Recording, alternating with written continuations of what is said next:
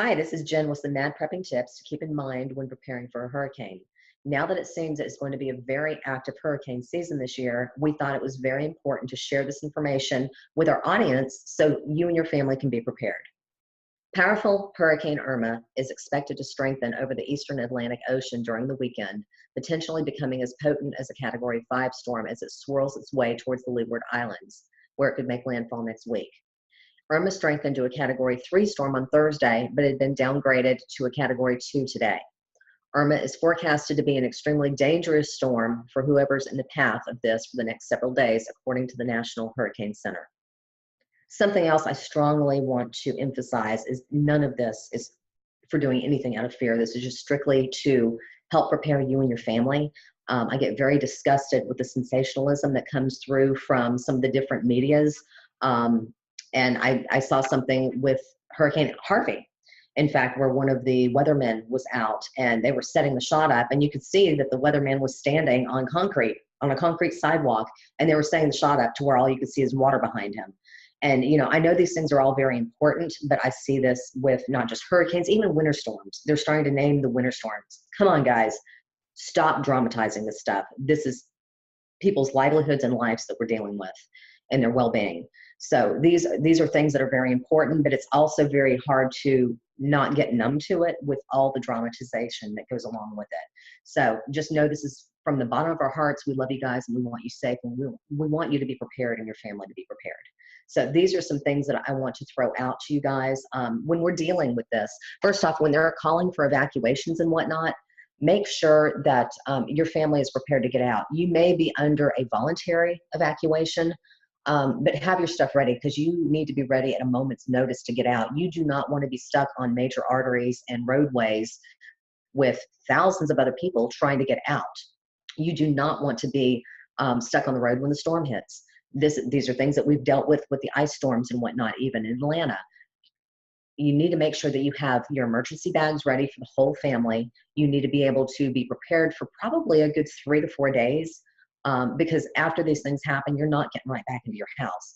Harvey has been a huge study or things to learn from of what we go through. And believe me, Harvey has been the worst of the worst. I think this is probably going to be hitting several records as far as disasters and storms that we've dealt with.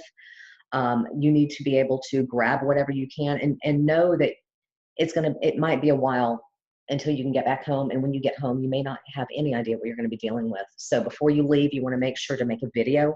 Go through your house with your phone or a video camera and make a video of your belongings, especially if you're dealing with serialized items. Zoom in on those serial numbers, because you're going to have insurance claims. Speaking of insurance, make sure you have renter's insurance. You may not think about it when you're renting. It's not your property, but you still have your belongings that can be insured. And these are all things that, if you came home and everything was gone one day, what would you do? What would it take to get you back to what you needed to do to carry on your life? As far as your daily things, you've got to think about from waking up in the morning until you go to bed at night. What do you have to have? What life-saving prescriptions do you need? Have those things on hand.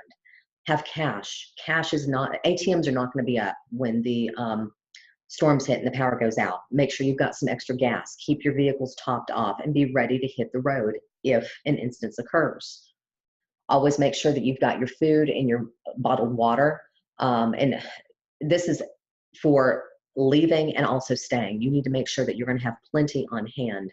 Something else, when you're talking about water, you want to make sure to have proper water filtration, because when the electricity goes out and the water goes down, a lot of people are dependent on their city waters and whatnot.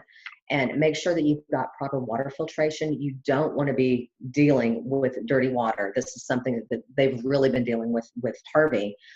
They just don't have water.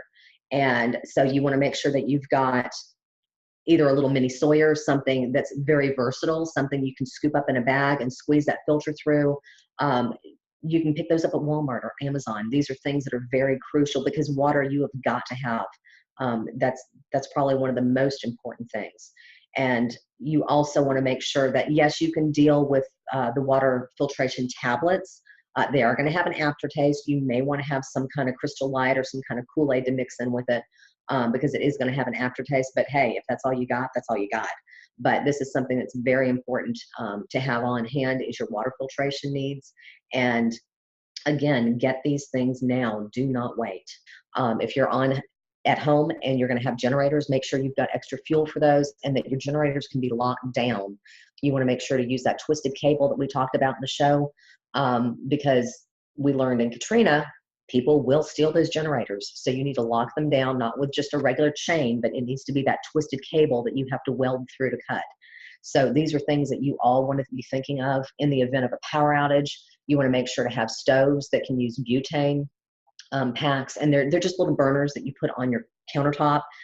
We honestly have several, because when you think about, usually when you're cooking on a stove, you've got 4 eyes. So especially depending on the size of your family, you probably want to have at least a couple of these butane burners. Get a bunch of the refills. You can get most of them from your Chinese grocery stores.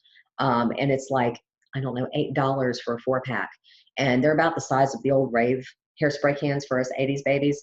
But these are all things that are very readily available. You can go on Amazon and buy those butane burners. Very easy to get a hold of. But these are things that you want to be thinking of, not the day before the storm.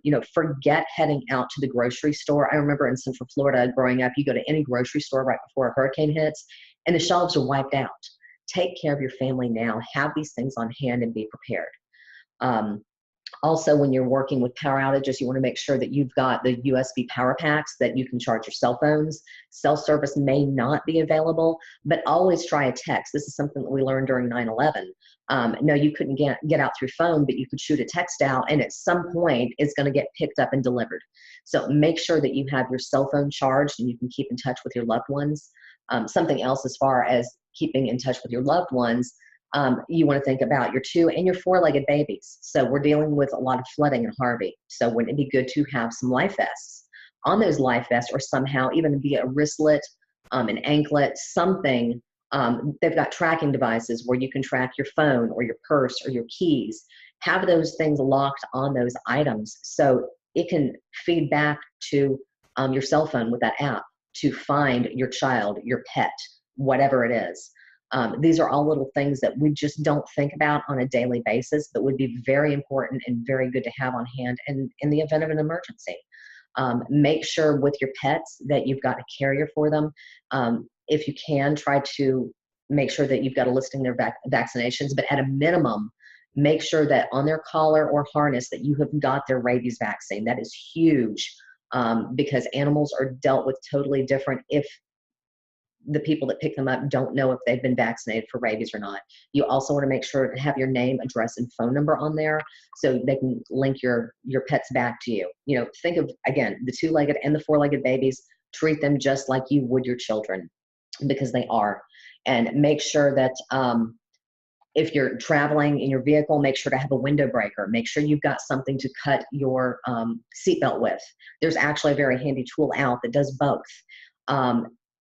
A big thing that they've been emphasizing is turn around and don't drown. If you see water, do not drive through it. I mean, it's fine it's one thing if you have a jacked up Jeep and you can go 6 feet or 4 feet underwater with a snorkel. Even at that though, again, look at Harvey. This is going to be a huge learning experience and learning tool for everybody. And these are things that we need to think about, because it's nothing. They're dealing with things that we would have never even dreamed of. They had the flooding, and then the dams are overflowing, and they're having to release dams and put subdivisions underwater to benefit the rest of the community. I mean, these are things that has just gone off in so many different exponential directions. There's no way they could have prepared for this. And there are just thousands and hundreds of thousands of people affected by this right now.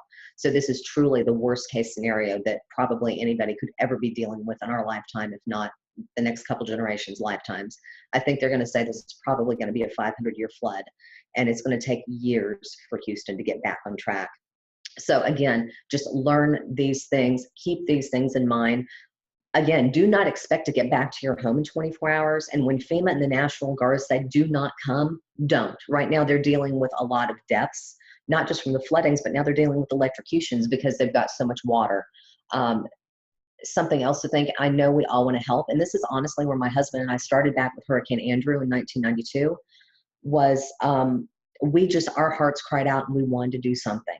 And I contacted Red Cross. I contracted several other facilities because we wanted to do a food and good drive. They didn't want food and goods. They wanted money only. Well, I can tell you for a fact, Red Cross has a huge administrative overhead fee that they charge. So I can promise you 100% of your donations are not going to that disaster relief fund.